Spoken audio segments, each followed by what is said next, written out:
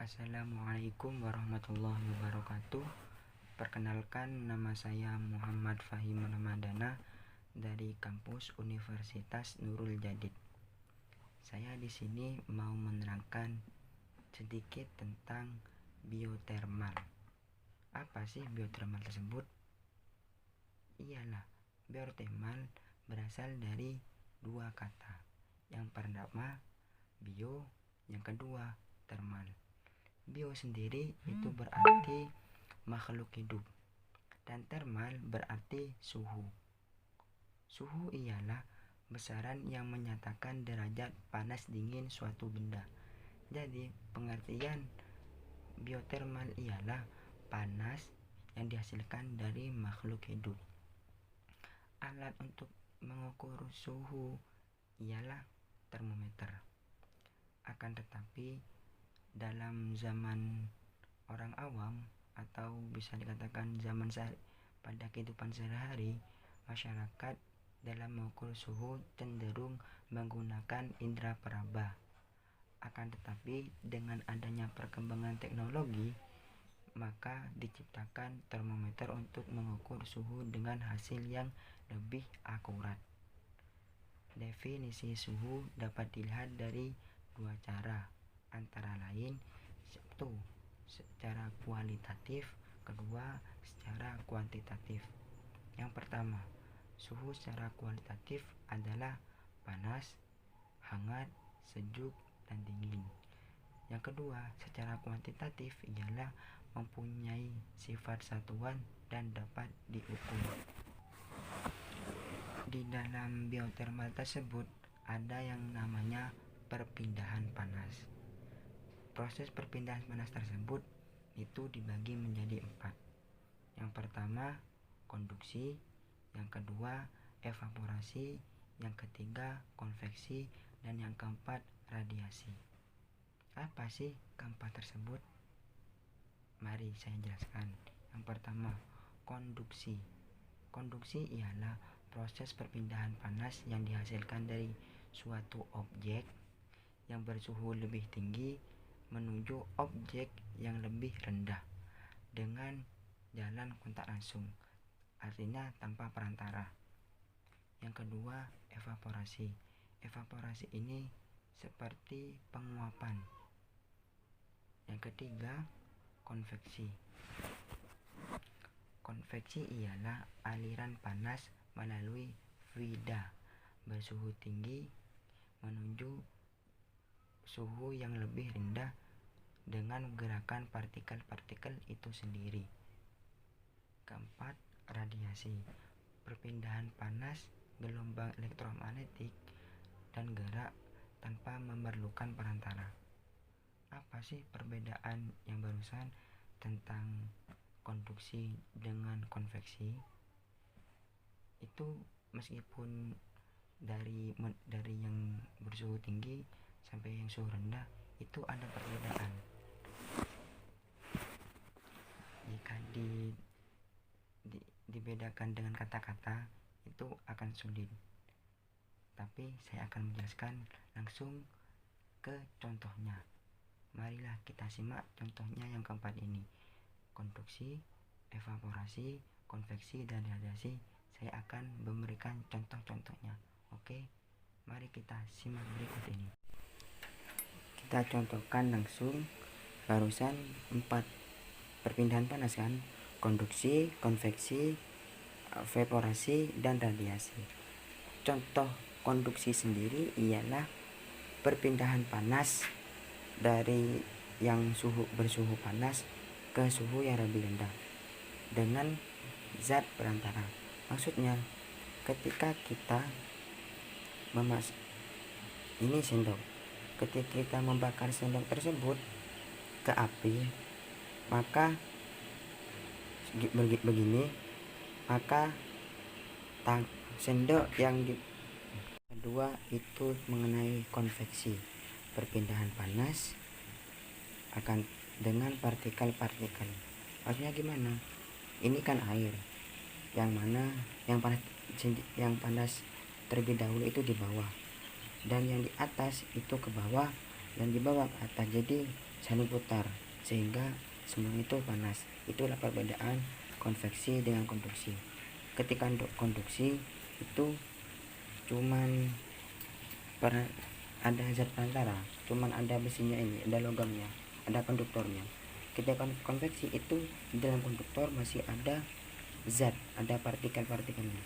Ketiga yaitu evaporasi, berarti penguapan. Ini aslinya ada asap, ada embun, ada penguapan. Yang awalnya penguapan ini dari panas, zat-zat air itu dipanaskan dan menjadi menguap menjadi udara. Yang keempat yang terakhir ialah radiasi. Maksudnya radiasi tanpa ada perantara. Misal tangan langsung memegang api, itu yang radiasi. Saya langsung contohkan, yaitu yang pertama konduksi, perpindahan panas dari yang bersuhu tinggi ke suhu yang lebih rendah. Maksudnya gimana? Dengan perantara. Maksudnya gimana? Dengan perantara. Sendok ini adalah perantara. Dan api ini yang bersuhu rendah, dan yang ini yang dipegang pucuk yang dipegang saya ini itu nanti akan panas. Contohnya begini. Ketika sendok ini dibakar, maka pucuk yang dipegang tangan saya ini lama kelamaan akan panas juga, akan tapi tidak sepanas api yang ada di kompor ini. Itulah sekilas tentang perpindahan panas beserta contoh-contohnya. Semisal nanti ada yang bertanya, itu apa hubungannya dengan tubuh kita? Padahal yang barusan dicontohkan itu bukan dari makhluk hidup. Nah, saya luruskan. Barusan itu kan perpindahan panasnya. Ketika di biotermal itu kan suhu yang dihasilkan oleh makhluk hidup. Ya, saya sekarang mau jelaskan yang di biotermalnya. Yang pertama itu kan konveksi.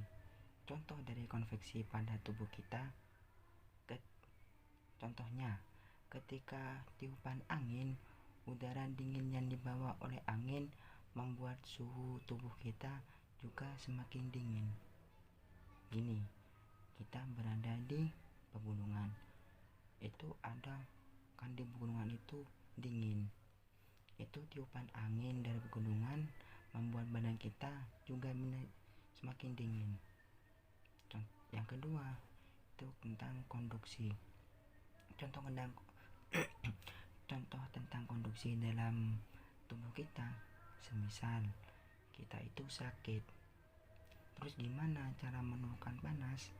Itu menggunakan teori konduksi dengan mengempres badan kita. Menggunakan apa? Yang pertama itu dengan kain yang dibasahi oleh air, terus ditaruh ke jidat kita. Itulah fungsi konduksi dalam kesehatan. Yang ketiga radiasi. Barusan dicontohkan yang di kompor itu berarti kita harus memegang api? Enggak. Misal contoh dalam tubuh kita itu pada malam hari di hutan. Ya, ketika malam hari kan itu sudah dingin. Bagaimana untuk menghangatkan kita? Kita membuat api unggun. Itu kan api unggun itu radiasi. Dan supaya tubuh kita hangat, jadi kita membuat api unggun. Itu kan tidak ada perantara, langsung dari api unggun ke tubuh kita. Itu contoh yang radiasi. Yang evaporasi itu contohnya seperti itu kan barusan tentang tentang penguapan. Ketika di tubuh itu, tubuh yang berkeringat tidak akan mengalami penurunan suhu sebelum keringat tersebut kering. Maksudnya gimana? Ketika kita sudah olahraga dan mengeluarkan keringat, otomatis suhu tubuh kita itu tetap panas. Jika ingin suhu tubuh kita itu dingin, maka tubuh kita itu harus harus napas kering dari keringat. Nah, itulah contoh-contoh perpindahan panas, radiasi, konduksi, evaporasi, dan konveksi dalam kesehatan. Apabila ada tutur kata atau salah kata yang diucapkan oleh saya mohon maaf, karena kekurangan itu hakikatnya manusia dan kelebihan itu hakikatnya Allah Subhanahu wa taala.